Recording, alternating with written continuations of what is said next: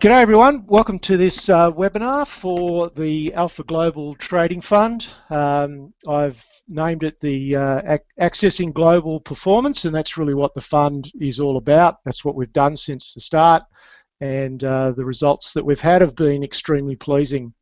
I'm going to take around about 25 to 30 minutes to basically go through the presentation part of what I want to do, and then I'll leave some time for questions at the end. Just before I get started, I just need to point out that the Alpha Global Trading Fund is a managed investment portfolio. It's under the Avestra Asset Management investment account service. You can see the details there. It's an ASIC registered managed investment scheme, so everything is extremely tightly controlled from the point of view of compliance. The results that we put out are constantly checked, and so that's there as your kind of safety blanket, if you like. I'm also an authorised representative of Avestra Capital, and the information that I'm going to present tonight is of a general nature only.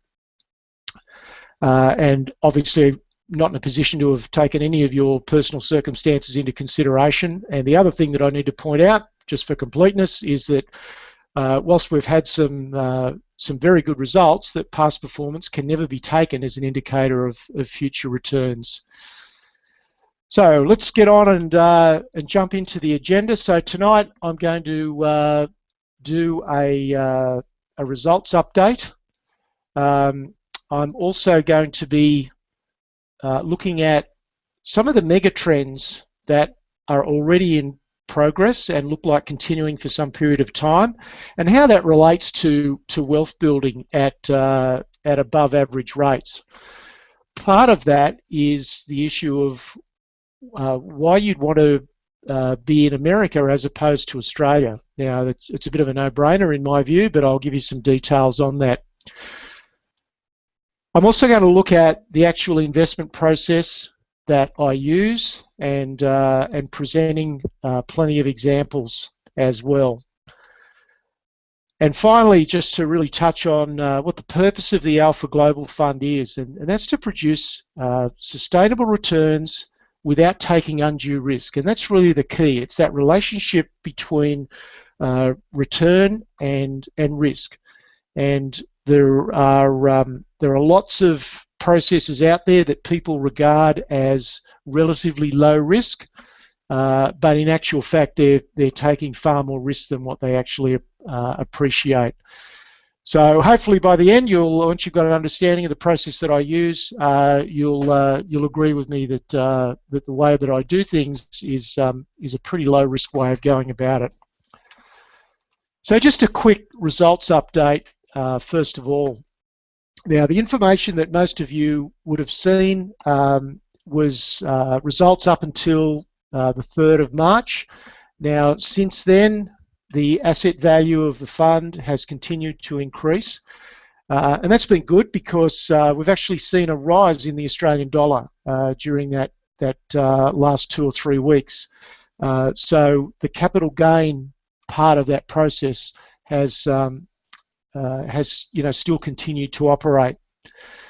Now, looking at the investment spread of the fund, it's predominantly most of the holdings that are in the fund are predominantly the major growth sectors of the next decade and beyond. And to be honest, the last 4 or 5 years, these have been the really solid areas. So I've not been speculating in areas that may or may not pay off. These are the sectors that have produced certainly the best returns in America. I've seen sector by sector analysis in America, and these sectors have always led the way for the last 3 to 5 years, and all the signs are that these will continue to be the major growth sectors for the next decade at least. Now, the key is to pick the best businesses within those sectors, and then to get your timing right. And I'll be going through the details of how I actually go about that. The investment philosophy of the Alpha Fund is that higher returns do not have to mean more risk. So we're seeking to solve the dilemma that investors around the world have these days, and that's that interest rates are at extremely low levels. It would appear that the Australian interest rate settings are probably going to go down further over the remainder of this year, making the situation even more distorted. And so a lot of investors who would otherwise not be in the stock market are being forced into the stock market because there are just such low returns from fixed interest alternatives. So that's one of the key parts of what we're doing in the Alpha Fund, and I'll explain the way that I minimise risk, if you like, and also manage the risks that come from being in the market. So here's an update of the results. So this is to the 24th, so that's only the day before yesterday, and these are a representative sample of investments that have been made in the fund. So you can see they've been extremely robust results. And I do need to point out, because I've had a couple of emails from a few people who've made the assumption that these are annualized results. They are not. We are not permitted by ASIC to extrapolate results to an annual figure. So these are the results that have been achieved in the time that those funds have been lodged within the Alpha Global Fund. And the majority of the getting up to the majority exposure didn't really occur until late November, December. So those results have still been produced within a startup phase. Now the next two columns show the opening balance and the closing balance as of the 24th of March. So those results include money that's been taken out for administration fees, for brokerage fees, and for any performance fees. So all fees have been removed, and it also reflects any currency movements as well. Now there has been some beneficial currency movement. There's no question about that, but it's nowhere near as great as you might think, because, as I said before, the fund did not really get to a substantial level of investment in America until around about December. So they've been extremely pleasing results. Now again, I just need to point out, as you can see down the bottom there, that past performance should not and cannot be taken as an indication of future performance. However, I would like to point out that the process that I used is a very disciplined process, and I believe it's a very repeatable process. So therefore, I have a good level of confidence that I can continue to produce returns that are extremely attractive. Now let's move on to the mega trends. Beg your pardon. There are four mega trends that are driving technology and society at a very big picture level. The first one is that we're going into a world now where so many devices are going to be connected. There's going to be cars, obviously mobile phones, computers, wearable technology, refrigerators are going to be connected to the internet. It's absolutely mind-boggling, the growth of the connectivity of devices around the world. And I've seen estimations that there will be 50 billion devices connected over the internet by 2025. So this is a massive mega trend that is really at the start and has a long way to run. The second mega trend is the emphasis on cybersecurity. It's a huge trend, and again, it's one that is expanding very rapidly. The third one is in health. That one's pretty obvious. There's development of a lot of drugs for life-threatening diseases, and there's a long way to go in that sector as well. And the fourth one is in energy efficiency. Now, I could talk for about half a day on these mega trends, but that's fairly pointless, and I'm sure that's not what you want to hear. But I'm going to just delve into one a very specific area of these megatrends just to give you some facts, just to give you a sense of the dimension of what I'm talking about here, just so that you can understand the potential growth that the companies in those sectors can undertake. Now, mobile data usage in America, mobile data usage is up tenfold in 4 years. That's an estimate from a trade group called CTIA in America. That's 1,000% in 4 years is the mobile data usage. People are spending more online time on mobile devices and less time on PCs, and that is coming about through photo sharing, through video streaming, through e-commerce, and through a whole range of other applications, and probably some applications that we don't even know about yet. US data traffic is expected to grow by greater than 20-fold in the next 3 years. And again, it's a quotation from a leading research firm in America. So 2,000% increase in the amount of data traffic over the next 3 years. And then you can add on wearable technology, and as I said, around 50 billion connected devices by 2020. So huge increases there, and companies that can tap into this growth effectively are going to do very well. They're doing very well already, but they're that trend has got a long way to run. Now, looking at what is the key driver of long-term share price performance, what is it that really drives share prices over the longer term? And the main one is robust growth in earnings. So that's actual earnings growth, but also it's the expectation that that earnings growth will continue. So you need the two things, because a share price is partly about fact and it's partly about expectations for the future. So that really, in a nutshell, is the main long-term driver of share price performance. Now, there's a lot of things that feed into that, but that's the main issue. So if that's the case, if robust earnings growth and future expectations are what drives long-term share price performance, then doesn't it make sense that megatrends are the place to go and look for the best companies? Because those trends potentially roll on for many, many years, and in some cases roll on for decades. So let's look at the actual selection process. Now, every sector, even the strongest growth sectors, have good companies and they have poor companies. And everyone, I think, understands that. So the skill is in picking the best stocks that are well managed and that are strategically placed to cash in on those mega trends. I've been doing this for nearly 30 years. It's pretty much all I do other than play some golf, and it's a skill that I've developed over a long period of time, and it's become a real passion for me. So for me, it's not hard work. It's something that I absolutely enjoy doing, and I think I've developed my skills to a pretty good level.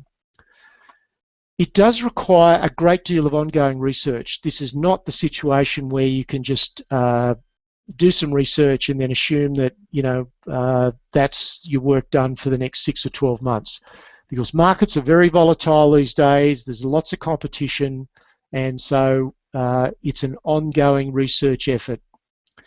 The second thing that you need to do is that you need to have an understanding of global markets and to be able to put all the information into context.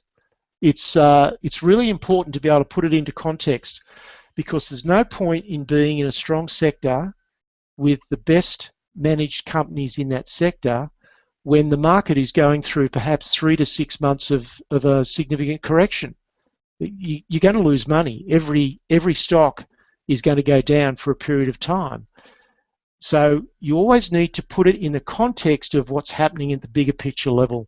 And that just requires an understanding of all the various drivers, not just the stock market, but the bond market, the currency markets, and where the likely pitfalls are going to be, and what indicators that you need to follow so that you've got good advance warning. So it's part of an overall package of research. Now, the next point I want to make is that protection of profits and capital is absolutely vital. So managing exposure is the key. So that's really just to follow on from the point I was making before. It's not enough just to pick good companies. You've got to get your timing right, and you've got to actively manage them so that you can protect your profits and your capital. Now, the basic parameters, and these are the things that are pretty straightforward to do for most people, and they're fairly simple to do. The basic parameters are to look at, obviously, profits and dividend growth. Return on equity is important, so that's a real indicator of management excellence. And of course, price-earnings ratios and valuations. Now, most people don't know how to do these very well, but they're not particularly hard, and you know, there's many people that can do those. So they're the basic parameters that you need to pay attention to. But the vital extra considerations, and this is what I spend a fair amount of time doing, is you've got to look under the hood. You've got to look inside the company. You've got to consider the cash flows as opposed to the profits, because profits can be, you know, those results can be manipulated by clever accountants. So you've actually got to look at the cash flows in the business, because those numbers don't lie.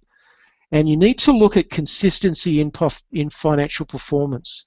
It's really important that you can see good consistency over a period of 3 to 5 years, because then that is a reflection of good management, and therefore that gives you a lot more confidence that that financial performance can continue into the future.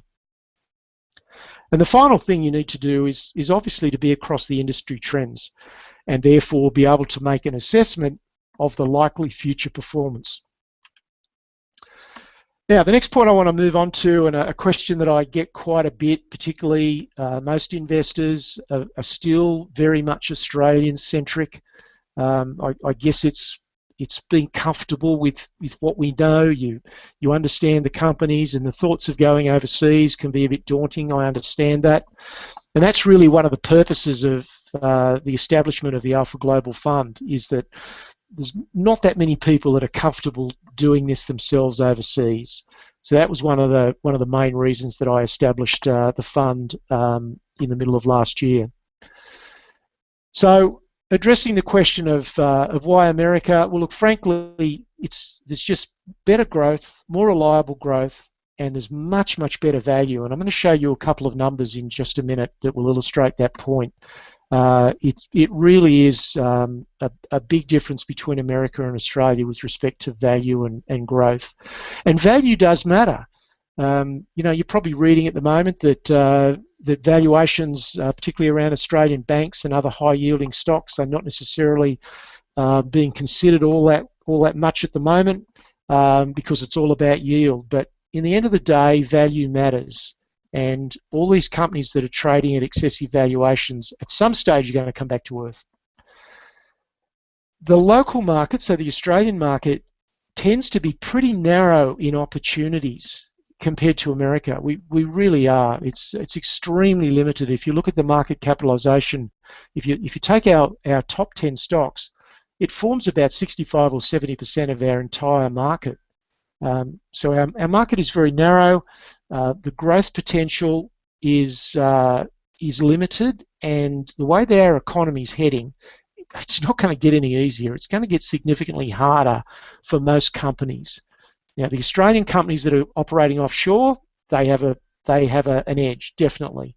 But when we get to the question of value, I think you'll see what I'm talking about there. The other thing about the local market is that we don't have digital technology stocks to any meaningful extent, and we don't have biotechnology stocks, certainly not big ones. You know, we've got some very speculative ones. But the final thing about Australia is that the value is generally pretty poor. Now, that's not applies to every company, but generally it's pretty poor. So America has innovation. I think everyone around the world, even the Japanese and the Chinese, would acknowledge that America are the great innovators. So they have innovation, they have sectors we don't have, and the most reliable and robust growth sectors just aren't here. Now, their economy, yes, they have debt issues, and that's what a lot of people always point to when I talk to them about America. But I can tell you that economically, America is leading the world, and it's by a big margin. So that's really where you want to be, because stock prices ultimately are underpinned by a good economy. Now, what I want to do is show you a value comparison. So I'm going to show you one of the portfolio holdings and one of my favourite stocks. It happens to be one that's not actually doing a great deal at the moment, but I believe it has an incredibly bright future. But the company is Gilead Sciences. They're one of the biggest biopharmaceutical companies in the world. Their market capitalisation is $150 billion. And their average profit growth over the last 2 years has been 58% per annum. Now, whilst they're a massive company, they haven't been around for all that long. So they're still a relatively high growth company, but nevertheless, 58% a year over the last 2 years for a company that's of that size. I mean, that's the size of BHP and the Commonwealth Bank, for goodness sake. That's still very, very impressive growth. Now, they are trading on a current year price earnings multiple of 10. Now, that's extremely low. Now, there are some specific reasons around why that is the case, and then the market does that from time to time. But let's have a comparison with a couple of Australia's most successful healthcare companies. The first one is CSL. I think everyone's heard of CSL Limited. Market cap just under $50 billion. Their profit growth over the last 2 years has been 22% per annum, which is good. Don't get me wrong, that's great profit growth, and they're a more mature company. So, that's fine. There's nothing wrong with the profit growth. But look at the price earnings multiple. You've got to pay nearly 3 times the price for relative to earnings than you do for Gilead Sciences. Let's look at a second one, Ramsay Health Care, which is another really strongly growing Australian company. 13 billion market cap, 22% profit growth over the last 2 years per annum, and it's trading at 3.5 times the price to earnings ratio that Gilead Sciences is. Now, I could take you through that comparison across digital technology, across a lot of other pharmaceutical stocks. It's just the way the American market is. So it's that value comparison which I think is so compelling about the American market. Now, I just want to look at a couple of key holdings in America. The first one is Apple. I'm just going to go through 3, and then I'm going to show you a couple of price charts to show you where we got into these stocks, and in a couple of cases where we've actually taken some profits already. So Apple, clearly the biggest company in the world, $740 billion market cap. Their profit growth over the last 5 years has been averaging 28%, which is incredibly impressive for the biggest company in the world. And their forecast growth for the next 5 years is 13%. Now, that's the official level. My view is, on my research, that they'll actually do a lot better than that. But even if they don't, the current price earnings ratio of 14 is still extremely attractive for such a large high growth company. I'll just run through these 3 and then I'll go to the charts. The second one is a company called McKesson. Now, they're a healthcare company. There are 2 sides to their business. They manufacture and market pharmaceuticals, but they also have software and other management services that help hospitals and medical practices to operate more efficiently. $53 billion market cap, that puts them probably in the top 5 or 6 stocks in Australia. So, we're not by no means talking speculative stocks here, even though you may not have heard of them. The profit growth over the last 5 years has been strong. It's forecast to continue at the same level. I'm quite comfortable with that. PE ratio is probably about as fully valued as I would like to see, but we've already been in it and we've taken some profit out of that particular stock. And the third one is in the digital technology area. It's a company called Skyworks. Again, I guess 99% of people haven't heard of this stock. They're a nearly $20 billion market capitalisation stock. Profit's been growing at 26% a year for the last 5. It's forecast to continue that profit growth for the next 5. And again, it's we got into this quite low down, and when the price earnings multiple is about 11 or 12, and we recently took profit on this because I believe that it's moved to its upper level. I still think it's got a long way to go, but it was an appropriate time to take some profit. So let's take a look at some charts. We'll start first of all with Gilead Sciences. You'll notice that there's 2 entry points that have been nominated here. So we had a couple of entries. One was in October in the mid to high 90s, and the other one was in mid-November at a similar kind of level, slightly higher. So as you can see in both cases, basically the entries have been timed with the dips in the share price. Now, for a range of short-term factors that I won't elaborate on because it's not relevant tonight, you can see the stock has just really continued to move sideways, and that happens sometimes. It's one of the few stocks in America that has been just consolidating sideways rather than going up. Certainly that's been the experience in the portfolio so far. Let's look at Apple. There's the entries shown for Apple there. The first one was not necessarily as low an entry as I would have liked, but there are some times it was around about $100 in September of last year. There had been a little bit of a pullback, but it was really a case of getting our feet under the table with Apple. The stock price then moved up fairly sharply, and I added to that position at about 108. And as you can see, the stock has moved on quite nicely and has been up in the 125 to 135 price bracket. Let's look at McKesson.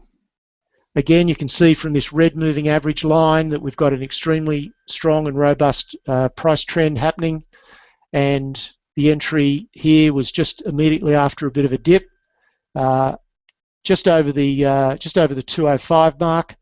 The price moved up to 230, and we recently took some profit on that particular stock. The final one I want to show is this company called Skyworks. We initially got in the low 50s. The position was added to on the next time we had a bit of a dip around about the mid to high 60s, and you can see the share price has moved up to 102. We took some profit. I think it was about $91 or $92 because I felt that we'd had a pretty good run out of it. But I've still got a very high opinion of the stock, and I fully intend to take the opportunity to get back in. So that'll just give you a little bit of a flavour of some of the stocks, the really robust trends, and the way that I go about timing the entries. So just to speak a little more to the technical entry, I think the process that I use is to just buy the dips in a strong uptrend. Now that rolls off the tongue pretty easily, and you would think, well, okay, that's a pretty simple thing to do, and it's very straightforward to do, and it's the thing that really does boost our profits. But whilst it's simple and easy to understand, it proves to be challenging for most people to do consistently, because when there's a dip in the share price, most people are starting to think, well, what's wrong? What's happened? And it may be associated with a general sharp market downturn. So it's not as easy to actually pull the trigger unless you're extremely confident about what you're doing. And I think that's one of the key feedbacks that I've had from people that have so far invested in the fund, that they're just very happy and comfortable that I can take that basically that load, that decision-making load off them, and particularly when it's to do with overseas stocks. Now, just looking at our results and putting them in context, most fund managers put cash into the market as it's received. But to me, that creates a bit of a handbrake effect, because what happens is most people tend to put funds into or lodge funds with a fund manager when things are good. When they're feeling good about the market, they want to put more money into the market, and generally that's when the market has been going up for some time and the news is good and everyone's talking about it. So that means that the fund manager is really obliged to put that money to work in the market when the market may be overvalued, or it's certainly run up a fair way. On the other side of the coin, people tend to take money out of the stock market when the market falls. And so the fund manager has to sell so that people can make redemptions at the worst possible time. So the normal process tends to be that you're buying high and selling low, and that's not a clever way to make a good return on your money. So I would describe it as a bit of a handbrake effect. That's how most fund managers operate. My process is different to that. The funds remain in cash in Australia until the entry conditions are met. So it needs to be the right stock, needs to be the right value, and it also needs to be the right technical entry point. So at that point, when we place an order, the funds go to America, and I don't mind if we sit in cash for lengthy periods of time. In fact, the American market, as you're probably aware, had a fairly sharp decline last night. I'm not sure where it's going to go in the short term, but I remain extremely confident about the medium to long-term trends. I think this is just some profit taking. I've done just that. Tonight we'll be taking some significant profits off the table, just as a prudent step in the process. So the investments and the overall exposure in the fund are really quite actively managed. And that's the key thing. I don't just buy and hold. I don't just sit there with what we've got and let the market just go through its ups and downs. I really do actively manage the whole process. So just focusing a little bit more on how you manage risk. The common, I guess the common belief is that you manage risk by diversification. Now, diversification in its normal form means that you own some good stocks, you own some mediocre stocks, and you own some dog stocks. I just don't believe that process is the way that you should go. To me, I manage risk by buying the best financial performers that I can find in the strongest sectors in the world, wherever they may be. Now, at the moment, those sectors are healthcare and digital technology in America, but over time, there'll be others that will either join or replace those sectors. So that's my objective, just to look around the world and pick the best financial performers I can find where there are already strong sector trends in place. The second thing I would then want to do is to buy below fair value. And the third thing is to buy after some profit taking, so that we don't buy into a great stock that should go up, but because there's a lot of profit, people start to take it. So what I'm doing at the moment is just positioning myself for the next phase, taking some profit and making sure that we've got some cash so that we can take advantage of some good opportunities. Currency risk. Obviously, if you're overseas, you've got some currency risk. But look, I just want to put this in perspective, and again, this is a question I get from a number of people. If you're making the sort of returns that the fund has made to date, and I'm confident that I can continue in some degree into the future, then whether the currency moves 5% or 10% against you over the next couple of years is really irrelevant. So I'd really ask you to put it in perspective. Yes, the currency might move against you in the short term, but you shouldn't really be moving money overseas and then wanting to bring it back in very short periods of time. So I'd encourage you just to basically ignore the currency risk, because I think it'll just play out over time. But apart from that, I believe the Australian dollar is headed lower. I believe that's the trend. Now, the other part of managing risk, of course, is to have a defence plan in advance, not scurry around and wonder what to do when the market goes into a significant decline. So you need to be prepared to deal with unanticipated events, and you need to be following all the key indicators that would give you some early warnings, and that's something that I do every single day. So I'm prepared to move extremely quickly and decisively if the occasion warrants. And the other really important thing, and this really only comes from a lot of years of experience, and that's to be open-minded about what you're seeing. It's one thing to monitor the key indicators, but unless you've got a lot of experience in the market, you tend to get locked into a certain view of things. So it's actually quite challenging to be open-minded and be prepared to change a view that you had and change it fairly quickly and fairly decisively. So that's how I go about managing risk. It's really got nothing to do with diversification. Now, almost done, and we can get to some questions. Just looking at the logistics, the minimum account balance is $20,000. Withdrawals can be made in $1,000 multiples, and you'll be able to access your money just within the normal time periods so that we can liquidate stocks and bring the capital back home. So generally within a week, I would expect that funds would be available. And deposits beyond the initial $20,000 can be made in $5,000 multiples. So that's some of the logistics around the fund. So just to wrap it up, how can you access this performance? Hopefully you've got now some comfort in the process that I use. I'm confident about what I'm doing, and hopefully you want to tap into to that future performance. So the information that you need to request, if you haven't done so already, there are 2 product disclosure statement documents, and there's also a fact sheet that we've put together. So if you haven't received those already, then you need to request that information from us. If you've got any further questions, please pose them initially by email to invest@alphaglobalfund.com.au. If you then would like to discuss with me beyond that over the phone, I'm happy to do that as well.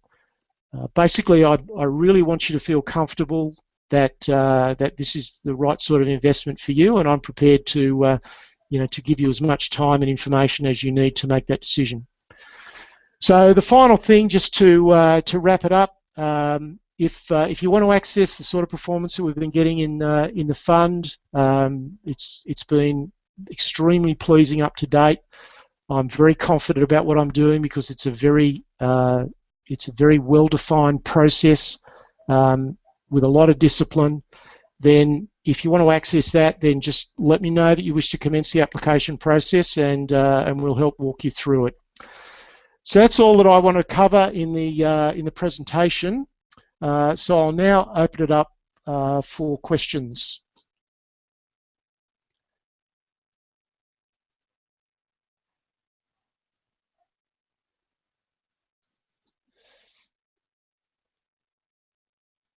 Justin, can you see, are there any questions? Not sure if I'm seeing the questions at this end. No, nothing in there yet, so we'll just wait and give the guys some time. Yeah, okay.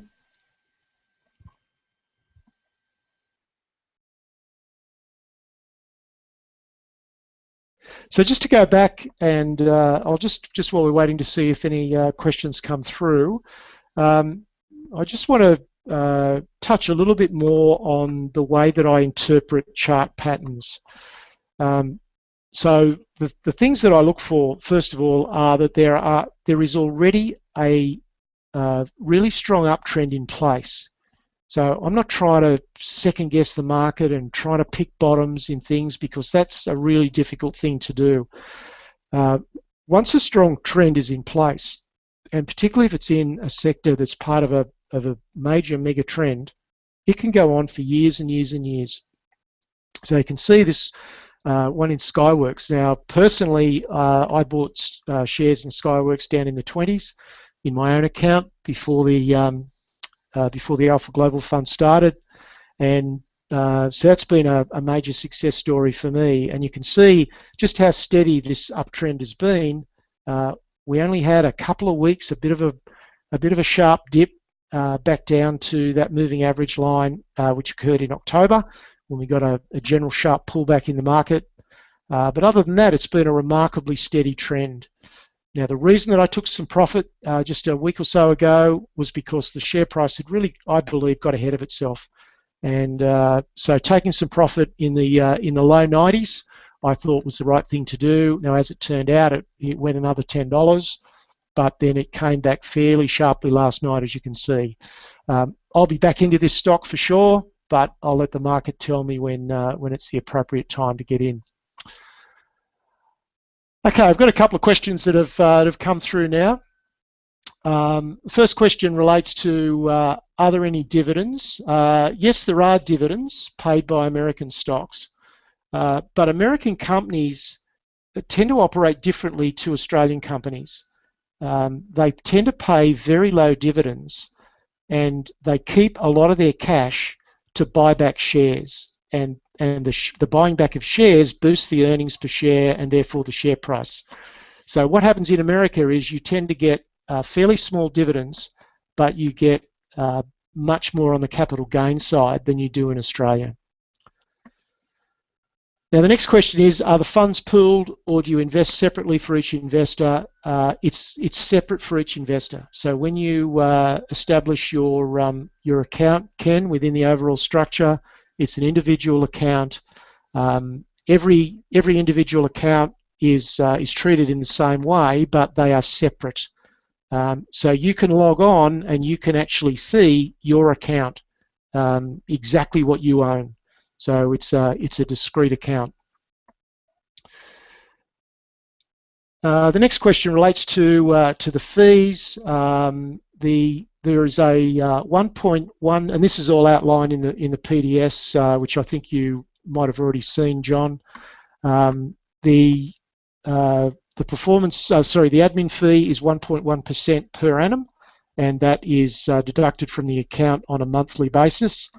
The brokerage costs are basically around $10 US for brokerage per transaction, and the performance fees, so let me back up one, the administration fees go largely to cost recovery, so that covers administration, compliance and audit costs. As the fund manager, I see none of that, so I get nothing for the ongoing management of the fund. The only way that I make any money at all is by performance at the net profit level, and the performance fee is 20% of net profit after all costs. So I have the ultimate incentive to run this fund in the best possible fashion that I can. The performance fees are calculated quarterly and they are calculated on a rolling basis. So once we reach a certain what's called high water mark, and again there are examples outlined in the product disclosure statement, once we reach a high water mark, then that level becomes the new bar that you've got to jump over. So no further performance fees are then payable until a new level of profit above that level is attained. Okay, just got a repeat question there. Now another question, can I expand on investors' access to me about their investments? Yep, sure. As I indicated earlier, every investor establishes an account, their own individual account within the overall fund structure. You get a login to your account. So you see your account only. You can't see everyone else's account, but you can see every detail of your account. So you can see exactly what you own. You can see the transactions. You can see the values. You can see the values in Australian dollars. You can see the values in American dollars. So every piece of information is basically there at your disposal. Now beyond that, I put out regular, every couple of weeks, really as there's really something relevant to say, but generally every couple of weeks I'll put out a bit of a summary of how the fund is going, and I remain available for members of the fund to contact me at any stage. So this is a very open communication situation. Again, it's not like any other managed fund that you may have been involved in, where there's just no way known that you can get access to the fund manager. It's never going to happen. You've got an open pipeline to me whenever you want to use it, and that's always been something that's been extremely important to me to make sure that investors had total access. The next question is, do I use any leverage? No, I don't. John, it's just straightforward shares. There's no leverage in those results whatsoever. The only thing that I do differently from pure shares is I do occasionally buy some exchange traded funds, but all that is just a basket of shares anyway, and that's less volatile than an individual share. So there's no leverage. In fact, under the current structure, we are not permitted to use leverage even if I wanted to. So that's definitely off the table. And hopefully you'd agree the sort of results that we're getting, you really don't need to use leverage. Leverage introduces a level of risk into the overall equation. I just don't see the point in using it if we can reliably get these sort of returns. Now again, just reiterate, past performance doesn't guarantee the future, but hopefully as you've seen tonight, it's a pretty good process. And if you could make those sort of returns, then let's do it with the least amount of risk possible. Okay, well, that appears to be the questions for now. This recording will be placed, it will be available tomorrow. And as I said earlier, if anyone has any other questions, I'll just go back to the final slide. There's my email address. That's the best way to contact me in the first instance. And if necessary, we can always speak directly on the phone. I hope this has been useful for you. I'm extremely enthusiastic about the next, certainly 1 to 2 years. I think there's going to be some, terrific growth in America, and I look forward to working with you. Cheers.